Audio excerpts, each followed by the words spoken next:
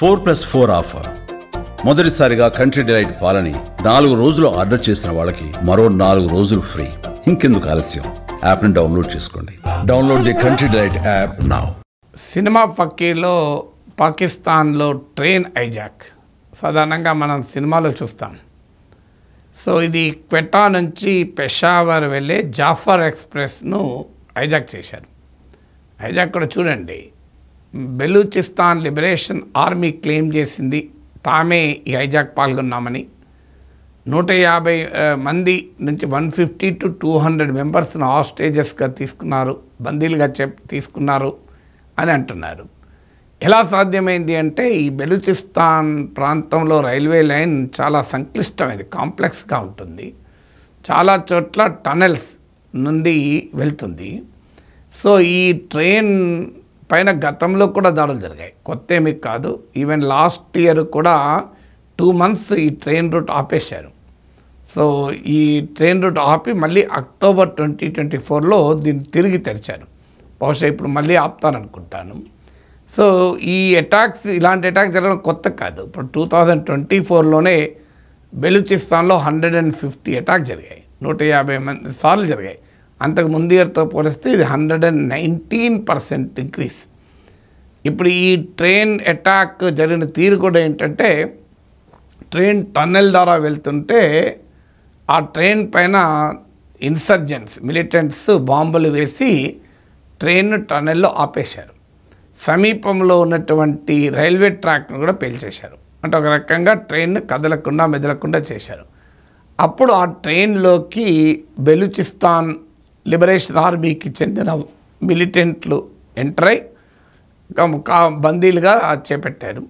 ఇందులో security forces కూడా ఉంది, భద్రత ఫుల్ సెక్యూరిటీతో వెళ్ళిన ట్రైను. దాంతో బెలూచిస్తాన్ లిబరేషన్ ఆర్మీ రిబెల్స్కు పాకిస్తాన్ సెక్యూరిటీ ఫోర్సెస్కి మధ్య కూడా ఘర్షణ జరిగింది. 2 వైపులకు కూడా 10ల సంఖ్యలో చనిపోయారని అంటున్నారు. ఇప్పుడు తాజాగా నేను ఈ వీడియో రికార్డ్ చేసే సమయంలో పాకిస్తాన్ అధికారికంగా చెప్పింది, మేము రెస్క్యూ ఆపరేషన్ మొదలుపెట్టాం, 155 బందీల్ని విడిపించుకోగలిగాం సెక్యూర్డ్గా, కొంతమంది బిఎల్ఏ మిలిటెంట్లు కూడా చనిపోయారు అని చెప్తున్నారు. బిఎల్ఏ ఏమో సెక్యూరిటీ ఫోర్సెస్ వాళ్ళు చనిపోయారని బిఎల్ఏ చెప్తోంది. సో కాన్ఫ్లిక్టింగ్ క్లెయిమ్స్ ఉన్నాయి.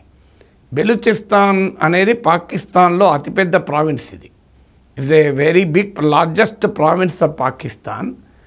ఇక్కడ చాలా హైలీ రిసోర్స్ రిచ్ ప్రాంతం ఇది. అంటే కోల్ డిపాజిట్స్ ఉన్నాయి, నేచురల్ గ్యాస్ డిపాజిట్స్ ఉన్నాయి, ఈవెన్ గోల్డ్ డిపాజిట్స్ కూడా ఉన్న ప్రాంతం.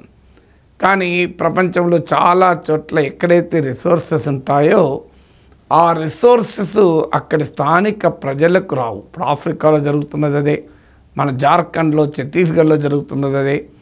ఈ రిసోర్సెస్ చాలా విలువైన ఖనిజ నిక్షేపాలు ఉంటాయి, కానీ స్థానిక ప్రజలకు మాత్రం ఆ సంపద అందుబాటులో ఉండదు.